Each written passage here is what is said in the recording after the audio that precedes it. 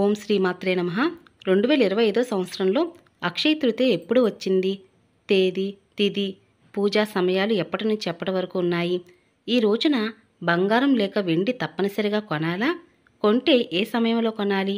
పూజ ఏ సమయంలో చేయాలి? బంగారం బదులుగా ఇంటికి తీసుకురావాల్సిన వస్తువులు ఏమిటి? ఇంటిని, పూజా గదిని ఎప్పుడు శుభ్రం చేసుకోవాలి? అక్షయ తృతీయ యొక్క విశిష్టత ఏమిటి?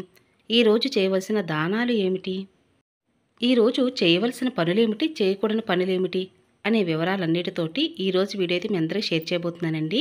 వీడియో ఎక్కడ స్కిప్ చేయకుండా చివరి వరకు చూసినట్లయితే ప్రతి ఒక్క విషయం చాలా చక్కగా అర్థమవుతుంది. అందరికీ నమస్కారం అండి. అందరూ ఎలా ఉన్నారు? బాగున్నారా? నేను బాగున్నాను. మీరు ఇంకా బాగుండాలని మనస్ఫూర్తిగా కోరుకుంటున్నాను. వైశాఖ శుద్ధ తదేనే అక్షయ తృతీయగా జరుపుకుంటారు.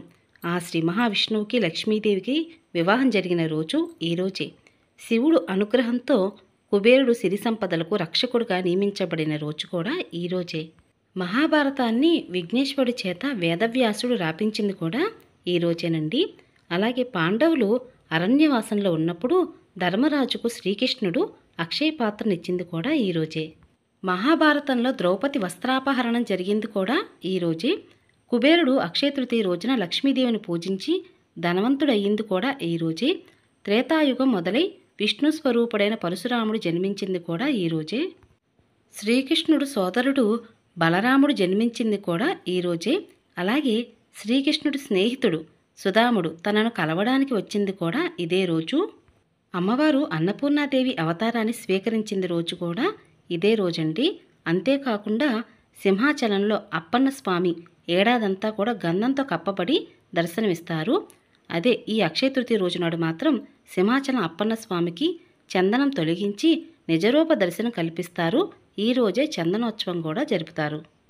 ఇన్ని విశిష్టతలు ఉన్నటువంటి అక్షయ తృతీయ వైశాఖ మాసం మొదలైన 3వ రోజు అనగా వైశాఖ శుద్ధ తదినే అక్షయ తృతీయగా జరుపుకుంటాము. అక్షయ అనగా క్షయం లేనిది, అనగా తరగని సంపద ఎప్పటికీ నిలిచి ఉండేది. అక్షయం అంటే నాశనం లేనిది అని అర్థం, అంతం లేనిదని అర్థం, క్షయం కానిది అని అర్థం. మనం ఈరోజు ఏ పనిని తలపెట్టినా, ఎటువంటి వస్తువులు ఇంటికి తీసుకువచ్చినా, ఏ శుభకార్యాన్ని తలపెట్టినా అది అక్షయమైన ఫలితాన్ని ఇస్తుంది అని ఒక నమ్మకంగా చెప్తారు. మరి 2025 సంవత్సరంలో అక్షయ తృతీయ ఏ తేదీన వచ్చింది? తిథి, సమయం ఎప్పటి నుంచి ఎప్పటి వరకు ఉందో తెలుసుకుందాం. మరి 2025 సంవత్సరంలో అక్షయ తృతీయ స్వస్తి శ్రీ చాంద్రమాన శ్రీ విశ్వావసు నామ సంవత్సరం ఉత్తరాయణం వసంత ఋతువు వైశాఖ మాసం శుక్లపక్షంలో తది తిథి ప్రారంభం ఏప్రిల్ 29వ తారీఖు మంగళవారం రాత్రి 8:33 నుంచి ప్రారంభమై ఏప్రిల్ 30వ తారీఖు అనగా బుధవారం సాయంత్రం 6:20 వరకు ఉంటుంది. తదే తిథి అనేది సూర్యోదయానికి తిథి సమయం బుధవారం నాడు ఉంది కాబట్టి ఏప్రిల్ 30వ తారీఖు అక్షయ తృతీయ పండుగను అందరూ జరుపుకోవాలి. అక్షయ తృతీయ నాడు నక్షత్రం రోహిణి రాత్రి 8:25 వరకు ఉంటుంది. తదుపరి మృగశిర నక్షత్రం ప్రారంభం అవుతుంది. లక్ష్మీ కుబేర పూజా సమయాలు ఉదయం 6 గంటల నుంచి 9 గంటలలోపు పూజ చేస్తే చాలా మంచిదండి. అసలు ఈ రోజున వర్జ్యం, యమగండం, రాహుకాలం, దుర్ముహూర్తం అనేవి ఏమీ చూడనవసరం లేదండి. చాలా విశేషమైన రోజు. అలాగే ఈ రోజున బంగారం, వెండి ఏ సమయంలో కొనుగోలు చేయాలి అంటే అక్షయ తృతీయ అంటేనే అక్షయ అనగా తరగనిది, ఎప్పటికీ నిలిచి ఉండేది అని అర్థం. కాబట్టి ఈ రోజున ఏ వస్తువు ఇంటికి కొనుక్కొని తీసుకువచ్చినా అది అక్షయమై వచ్చే ఏడాదికి అది రెట్టింపు అవుతుందని ఒక నమ్మకంతో ఈ రోజున బంగారం అనేది చాలామంది కొంటూ ఉంటారు. మరి ఈ రోజున బంగారం కొని లక్ష్మీదేవి అమ్మవారికి అలంకరణ చేసి పూజలు చేస్తూ ఉంటారు. అందుకుగాను ఈ అక్షయ తృతీయ నాడు రోజంతా ఎప్పుడైనా సరే బంగారం కానీ వెండి కానీ కొనవచ్చండి.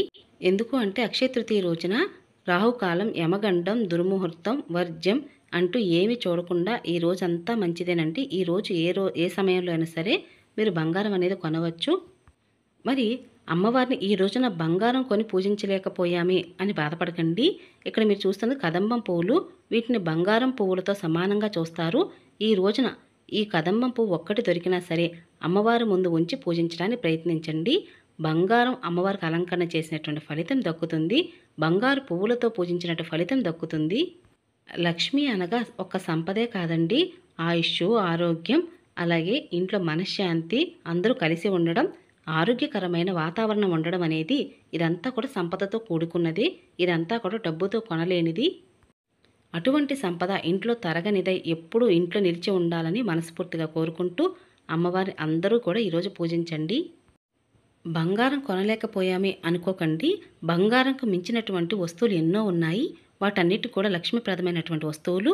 అవి కూడా ఈ రోజున ఇంటికి తీసుకురావచ్చు. అవి ఏమిటి అంటే, ఆవుల ముక్కోటి దేవతలు ఉంటారు. ఈ రోజున ఆవు దూడకు సేవ చేసినా లేదా పూజించినా, ఇంటికి ఆవు దూడ బొమ్మ ఇంటికి తీసుకొచ్చినా మంచిదే. ఇంకా పసుపు కుంకుమ, లక్ష్మీదేవి అమ్మవారు, నానికి ధాన్యానికి లోటు లేకుండా అన్నపూర్ణాదేవి ధాన్యం బుట్ట, ఇంకా లక్ష్మీ కుబేర కొంచెము, ఇంకా ఇవే కాకుండా ఇంకా తాబేలు బొమ్మ కూడా ఇంట్లో పెట్టుకోవచ్చండి. చాలా అంటే చాలా మంచిది. లేదా రాతి గౌరమ్మ సెట్ అయినా ఇంటికి ఈ రోజున తీసుకురావచ్చు.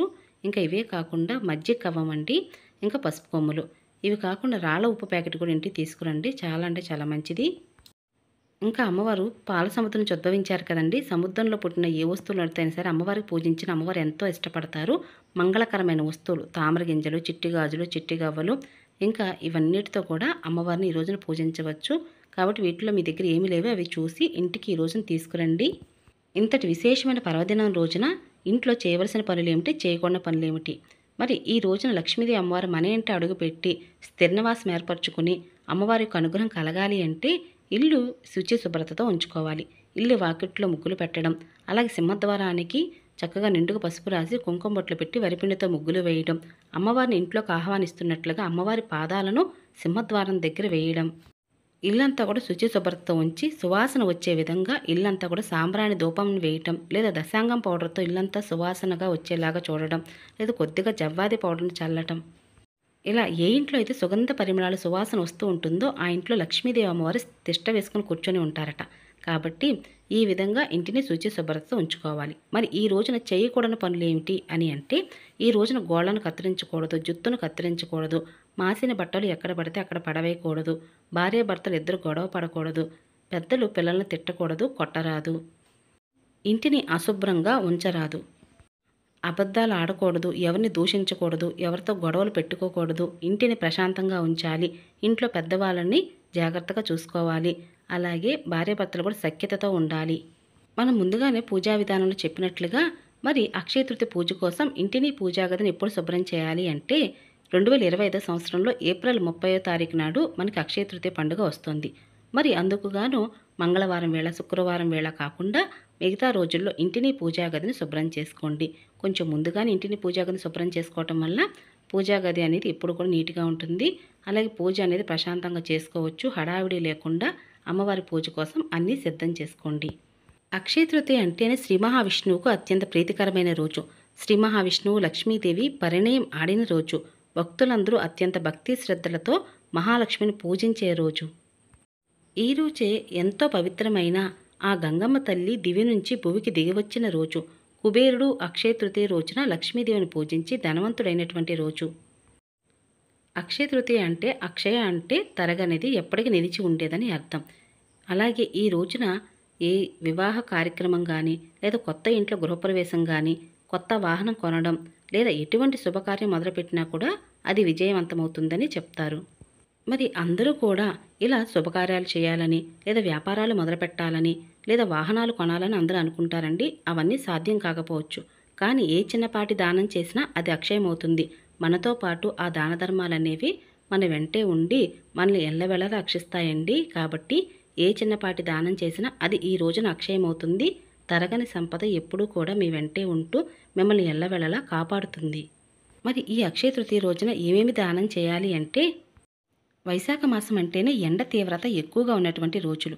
కాబట్టి ఇటువంటి రోజుల్లో అందరికీ కూడా మీకు వీలైనంతగా మజ్జిగ, అలాగే పానకం, చొప్పులు, గొడుగు, మామిడి పళ్ళు ఇటువంటివి ఏమైనా సరే దానం చేస్తే చాలా అంటే చాలా మంచిదండి. లేదా సద్బ్రాహ్మణుడికి స్వయంపాక దానం ఒక పూట భోజనానికి మీరు దానం చేసినా కూడా మంచిది. మరి ఈ రోజున పూజ ఎలా చేయాలి అంటే, లక్ష్మీదేవి అమ్మవారిని ఏ విధంగా అర్చించి పూజించాలి అంటే, అక్షయ తృతీయ రోజున తెల్లవారుజామున అంటే సూర్యోదయానికి ముందుగా నిద్ర లేవాలి. స్నానం చేసిన తర్వాత ఉతికిన బట్టలు ధరించాలి.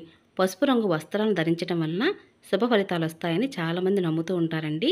కాబట్టి ఈ రోజున పసుపు రంగు వస్త్రం ధరించండి. తూర్పు ఈశాన్య మూలగా ఆ ప్రదేశాన్ని అంతటగా పసుపుడితో శుద్ధి చేసి ఒక పీటను పెట్టి పీటపైన ఒక వస్త్రం పరిచి స్వామి అమ్మవారి యొక్క పటం కానీ లేదా విగ్రహాలైనా పూజలో పెట్టి ముందుగా మంచినీటితో శుద్ధి చేసి ఆ తర్వాత పంచామృతాలతో అభిషేకించి మంగళహారతలు ఇవ్వాలి. ఈ రోజున పాలతో చేసిన నైవేద్యాన్ని అమ్మవారు సమర్పించాలి. అలాగే అమ్మవారికి ఈ రోజున మీ శక్తి కొలది చీర, జాకెట్టు, సుమంగళి కిట్టు అంటే ఆడవారు ఏ విధంగా అయితే అందంగా రెడీ అవ్వటానికి పసుపు, కుంకుమ, కాటుక అంటూ ఇవన్నీ ఎలా అయితే ఉపయోగిస్తారో అవన్నీ కూడా సుమంగళి కిట్ అని అంటారండి. ఈ సుమంగళి కిట్ని కూడా అమ్మవారికి మీరు తాంబూలం పెట్టి అమ్మవారు సమర్పిస్తే అటువంటి తరగని సంపద అంటే నిత్య సుమంగళిగా జీవితకాలం సుమంగళి యోగం అమ్మవారు ప్రసాదిస్తుంది. అటువంటి సంపద తరగని సంపద ఇంట్లో నిలిచి ఉండాలని కోరుకుంటూ మనస్ఫూర్తిగా భక్తి శ్రద్ధలతో ఈ రోజున లక్ష్మీదేవి అమ్మవారిని ఆ శ్రీ మహావిష్ణువుని పూజించాలండి.